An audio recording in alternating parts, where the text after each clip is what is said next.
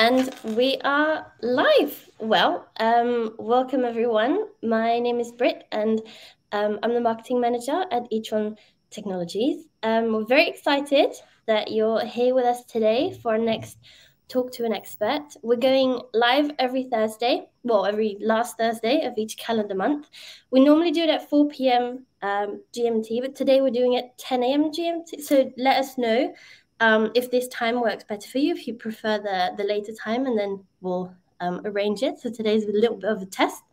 If you're not following us yet on LinkedIn, please follow us so you won't miss any future live events. And in case you miss any of them, they're available on Spotify, on YouTube, on our LinkedIn channel, and on our website. So for those who don't know us, e-tron is an international technology scale-up dedicating to making software-defined vehicles a reality for OEMs worldwide. Our house rules are, if you have any questions, please pop them in the chat straight away so our guest can answer them, and so that all the questions get answered, basically. So today's expert is Mallik M, Chief Business Officer at our AI silicon partner, Syntiant Corp, headquartered in the USA, and he has many decades of experience in the chip industry. Welcome, Mallik. Could you please tell us a bit more about yourself? Hi, Red. Yeah, good to be here. And thank you, e-tron and the whole team there for inviting me. And as you said, my name is Mallik M. I'm based in the United States, but I'm very happy to be here at your time zone. Just because I think it's an exciting time to be in the chip business and working with electric vehicle companies, software companies like e-tron. So we had a great experience working with that. But my background is actually in the chip side. So I started off my career in building chips at AT&T Bell Labs many decades ago, as you said. And then since then, I've been working with telecom industry. And funny enough, one of my first experience at Bell Labs was to actually have an AI practitioner called Jan LeCun. He is one of the leaders in AI, sitting on an aisle kind of next to mine, working on AI chips. But I didn't know that then that AI would be so hot as now. But so I was working on motion picture experts group chips, MPEG. And anyway, I worked on HDTV and many different chips on that side. And then later on, I worked on satellite communication chips from telecom, and then eventually worked on more FPGA, large chips, set-top box chips, in Qualcomm after that, recently, before I started at Syntiant about 5 years ago. And we have, it's a startup, as you said, it's a scale-up startup. We have started off building AI chips, which I'll talk about in a bit when we talk more about our company. But it's been an exciting 5 years building chips at Syntiant and selling those chips as a chief business officer now currently. Cool. Thank you so much. So all our previous talk they've covered quite a few topics, but we haven't covered chips yet. So it's very exciting to have you on. So in the automotive industry, we've been hearing a lot about chips lately. And during the pandemic, there were actually many articles in the press saying that we could not have cars because of a lack of chips. Could you please tell us a bit more about why? So, yeah, I mean, automobiles and chips, right? So modern automobiles are becoming increasingly reliant on electronics, right? If you know, more and more microprocessors and all kinds of vehicles having hundreds and even thousands of individual chips in a car. And these high-end vehicles actually have, a lot of functions. I mean, advanced features. They're like, for example, you heard of advanced driver assistance systems, ADAS, or so to speak, and all they have infotainment systems, advanced sensors, even your mirror, just because when it rains or automatically it comes on. These are sensor systems, ECUs. All of these needs chips and processors, right? So the thing is, there are thousands of these chips, and even if a few chips are missing, then Mhm. you have a problem.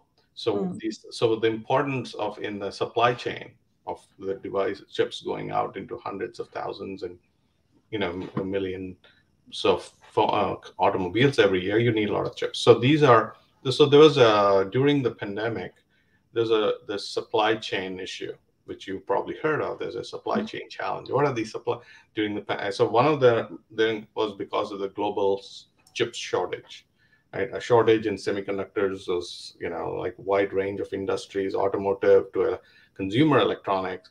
All of these demand these chips, right? And the pandemic, more and more people bought more laptops and more TVs and more consumer electronics were staying at home, right? So there's a big bump in the number of these kind of chips, demand for these chips, and if you did not have it in the supply chain, if you had Mhm. not ordered them ahead of time, the manufacturer would say, you'll get those chips after 52 weeks. Typically. Or there was intense competition also now, right? Because of the capacity, that most of these chips in automobiles were in 40 nanometer or 180, even 180 nanometer. These nanometers are the node at which they develop these chips. The chips are designed in manufacturing nodes like 40, 50, 180 and all. And then the more modern ones, these are 7 nanometer and 5 nanometer. And these technology nodes are kind of, for consumer electronics, for phones and laptops and whatnot. So the manufacturer would rather spend, on building the capacity for the more cutting edge Mhm. nodes because they have higher margins than spending on 40 nanometer or the older nodes. So that was one issue, the competition. Then logistics, there was, because of the pandemic, a lot of delays in shipping. You have to ship containers of these chips, and if the transportation was being held up due to higher cost, all those issues were coming up because of logistics. Then labor shortages, pandemic, so people were, labor was not available, and those kind of cause problems in manufacturing, leading to this high cost and production delays. Um, Other than that, I mean, you could think about, you need lots of raw material. Mhm. So there's supply chain disruptions. It just affected having metal, and all the other raw material needed also was not being there. And finally, I would say there's another issue, which is like the trade restrictions. You've heard of all the trade restrictions now. That also kind of came to pass during the pandemic timeframe, where there was China and United States and other, there's a number of trade restrictions which are also affecting these transfer of goods to happen in a timely manner. So that's one more. So overall, this is basically a wake-up call, I would say, to the whole automotive industry and say, look, we need to have a proper supply chain. We need to plan Mhm. for chips, and we need to build more devices. In fact, it became a big issue that actually, entire governments of the United Kingdom decided to spend, I think, close to $80 billion, or allocate that to, or 40 billion, or some large number. I think $40 billion, or 40 billion euros, really, to European Chips Act, right? And then there is the U.S. had a $280 billion investment to build fabs, called the Chips Act of the U.S. And then Korea had a 450 billion. So they're all big countries are making big investments in chips to make sure that we never have this problem ever again. So, so that's what's happening now, right? Thank you. So at Etron, Etronians, when we say SoC, everyone, well, when we say SoC, we mean state of charge. Could you tell us what SoC means to you? Yeah, so that's the subject of this for this I guess what do you call it, Q&A the session, right? This thing. So it was Sure. yeah. So does SoC mean system on a chip? But yeah, for me, the first time I heard SoC, it was like, oh yeah, of course. I've been doing SoCs for last 2 decades or more. But no, this is system on charge. I say, not a system on chip. This is a state of charge. I was confused. I was like, what does that mean? So it was, for me as a chip designer, SoC means system on a chip, right? Mhm. So SoCs are basically what they are, I was talking about these chips. Chips are integrated circuits. That is, they contain all kinds of essential components of a computer, like electronic systems of a single chip, all in a single chip. So you bring all the things that you need in an electronics and put it on one chip. That's a system on chip. So we since for 90s pretty much, bringing processing CPUs, multiple CPUs, memory, like input output interfaces, all of the things, components that normally you would put in a big PCB, of starting to put it on a chip. That's a system on a chip, right? So this is it helps a lot of ways. As Moore's law kept in going forward, we get able to put more and more in a chip. So that's the purpose of the system on chip, is this whole compact solution. You can use it in mobile devices to make it very small, right? You couldn't, that's why mobile phones have shrunk, and you can do so much on a little phone because Yeah. of a system on chip. Other than that, like Internet of Things you heard of, and other embedded systems in automobiles, all the things, these are like ISO systems on chip, basically are enabling that. And now we are putting AI functions also on a chip, right? So for battery management, so we at Syntiant, for example, have an AI-enabled SoC, so to speak, where basically the SoC is the system on chip I'm talking about, Mhm. and do, but for battery management, the other SoC, which is a state of charge. Mhm. Actually, it's our, e-tron has the algorithms to do some of those. SoC, the state of health, SOH, Mhm. the remaining useful life of the battery, RUL, and some of the folks at e-tron, for example, the AI team knows how to build these algorithms on our chips. And so those software running on our chip form the overall system, now the battery management system on chip. Mhm. So as an example, right? So other than that, there are these analog front ends there where you bring them the current, voltage, temperature, and Mhm. then you pass it on to another chip like ours, and you say, you know, provide the algorithms to do these other functions you need for battery management. So that's, I mean, too long answer, but that's basically what we do. Yeah, SoC. It's a great answer though. It's really cool to hear how everything kind of fuses together. Yes. Um, so could you explain the importance of AI chips in battery management and it benefits to EVs and the consumers? Sure. AI chips like ours, like with the Syntiant, right? And we enable what we call edge AI on Mm-hmm. batteries, right? Like you mentioned about battery management. So we enable edge AI in general. We can apply it for battery management. We by providing necessary all the computing and intelligence to analyze battery data, for example, in this case, in Mm-hmm. real time, right? Traditionally, cloud AI was being used, right? So where data from the battery is sent out up to the cloud and processed there. So and analyzed there. This is slow, right? First of all, it has to be sent and whatever. Then the Mm-hmm. cloud, and it's costly, right? And also, if the connection is not good, unstable, right? Or insecure, because the data can go, somebody can tap into that data as well. So all of that is about why edge AI and some of the things we are doing involves all this processing happens on device, on the battery itself, without having to send it out there. So this is faster, more accurate decision making can be happening right on the device. It's on the battery itself.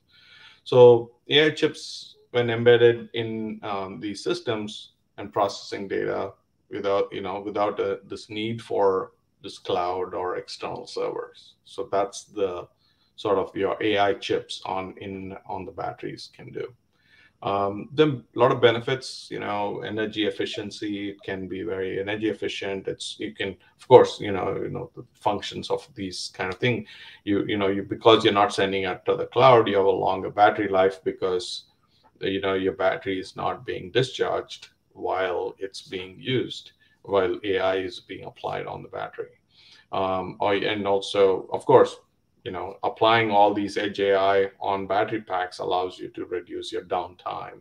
So your battery is not down, dies. It can last longer. You can send information quicker to the user to say, battery as a service is another big example where a lot of customers are saying, we want to replace or take one battery, put another battery in. So there, the battery is sitting on the shelf and still needs to be analyzed. So that's another example of where edge AI can be applied right on the battery itself. So overall, I guess we enable edge AI on batteries, and this results in very good, highly efficient, and longer battery life. That's the goal. Why we want to do AI on the battery, because you can analyze it better, all the current voltage and temperature, and figure out what it, the state of the battery is. And the other big advantage is also instantaneously you can prevent diagnostics, provide diagnostics, so you can prevent battery failure, fires, and things like that. If there is an instant like a impact or there's some issue or something happens, very quickly, immediately, within nanoseconds, right? These chips are designed in such high speed that within nanoseconds you can send an information that there is a problem, and then you can shut down the battery or the vehicle or whatever, so that it prevents a fire, thermal events. Well, thank you. How do you see the field of AI and SoC development evolving over the next decade for battery management, and what are some of the emerging trends? I'm sure that a lot of engineers will be curious about this. Sure. Yeah. I mean, this field is, as you know, it's rapidly evolving. Expected to undergo very significant changes. With all this investment I was talking to you about, there's a renewed interest in these developments, right? So a lot of emerging trends and some predictions I can give you, right? There's more and more specialization. AI is growing as a field, as you know, everybody is talking about it.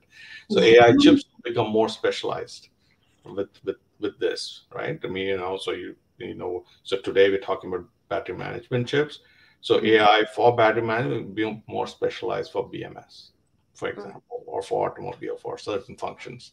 So they'll be optimized for performance, more efficient, and also reduce the cost, right? Over the next decade, we can expect continued progress in the development of these SoCs, right?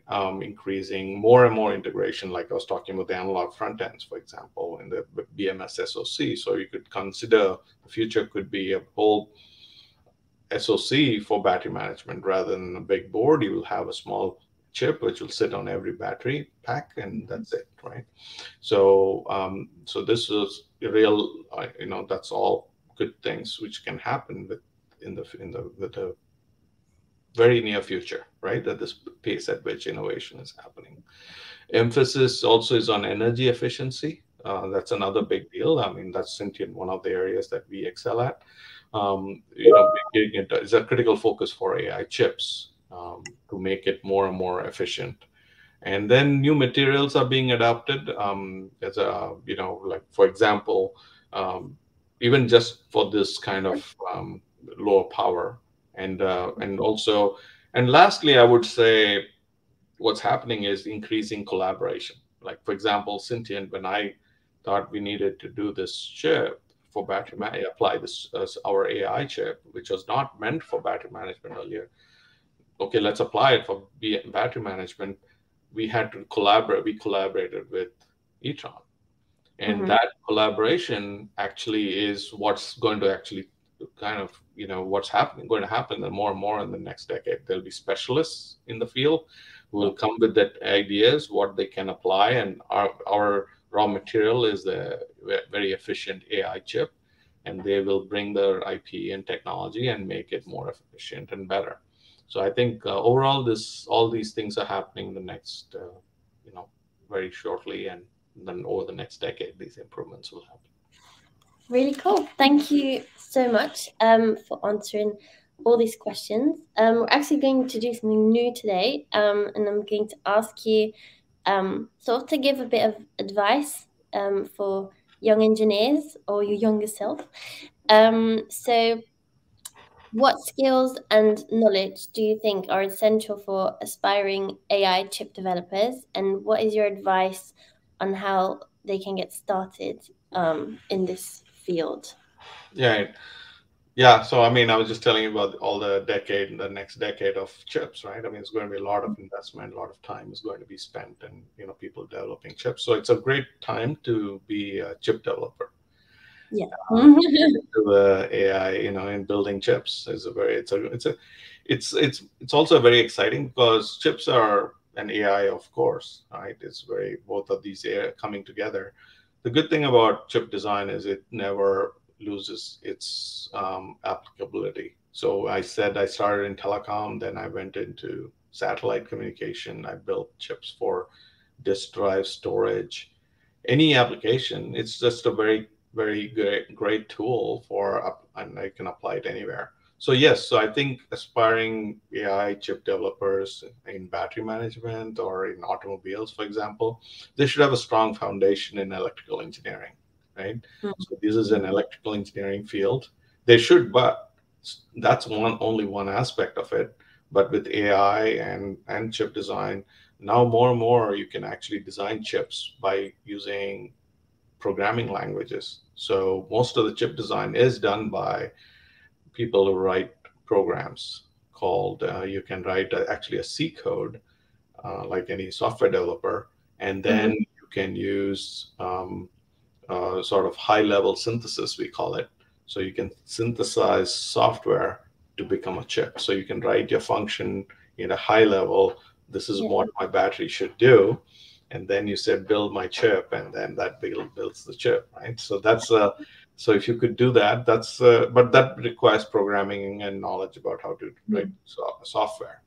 And then data science is also a very key area which will be needed for people who want to build AI chips, right? Because they have to know what kind of networks to run and how the data will be moved and how to optimize it for power performance and all these things. So you need software, hardware experience.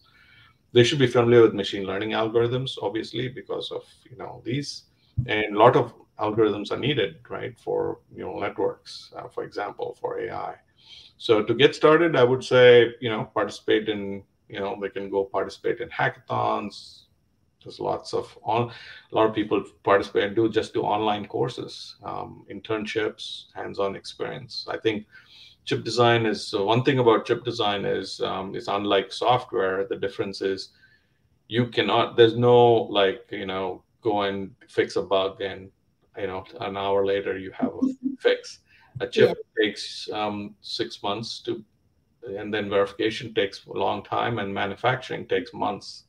And if the chip comes back and it's not working, you Mm. pretty much have lost a whole 6 to 8 months of work. Or you can do some small fixes, but if your Yeah. chip is dead on arrival, that's a big deal. So a lot of chip developers are very nervous when the chip goes out for manufacturing and comes back. Is it going to work or not? So Oh, yeah, I can imagine. Oh wow. Okay. yeah. Thank you. Well, I hope it helped for young Hope I engineers. didn't scare anybody, but that's the No, probably not.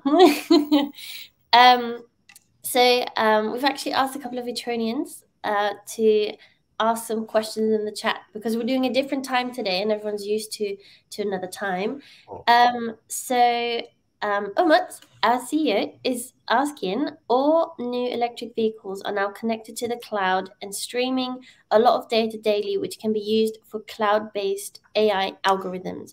What are the benefits of having AI algorithms on the edge? okay.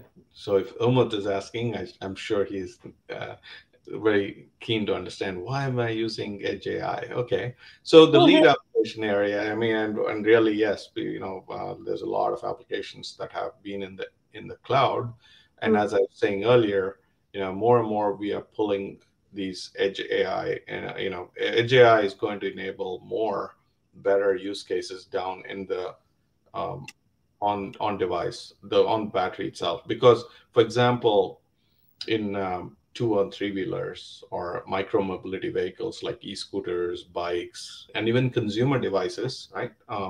This is all these are very fast growing areas and hugely benefit from Edge AI, right? To improve the reliability, lifetime, and safety, right? And also cost. I think there's a big element of cost which is also needed for these, where you can run. This is a one-time cost that you pay for a device instead of the recurring cost of running AI in the cloud. So, you reduce your latency, which I talked about before, but improving the privacy, security, reducing the bandwidth requirement. And I think mostly cost is going to be a big part of this, right? People are going to say, I don't want to pay recurring every month for a battery. I'm already paid a lot for this vehicle. I want to, or whatever it is, and especially if it's a two, three wheeler, that segment, which is high, it's a very cost sensitive segment as well. So definitely need something like Syntiant's NDP 120, which is very optimized, for to get the maximum functionality that you can get, and with optimizing the system cost. It's a very low system cost. You can build a system for battery management. So I think it's a much more efficient and optimized solution for for for this market. Thank you. Amadeo is asking, what are some of the neural network algorithms that are used for battery management? By the way, we might go slightly over time because we have two more questions. So, yeah, I hope you don't mind. Quite early. Sure. Sorry, I didn't get the question. So what are the algorithms for battery management? What are some of the neural network algorithms that are used for battery management? Okay, so it's interesting that the chief business officer at e-tron is asking all about the technology. So yeah, so I mean, so this, we have a number of algorithms which can run on Syntiant NDP 120, for example, RNNs, LSTM, CNN, autoencoders. These are like recurrent neural networks, which basically the state of charge and state of health, remaining useful life. All of these that Jack mentioned about, these all well suited. RNNs are very well suited for time series data, for battery performance data. CNNs are also quite popular. They are, but I'm not sure. They can identify quickly the patterns. They're more good for pattern matching. And then there's something called long short-term memory, or LSTM networks.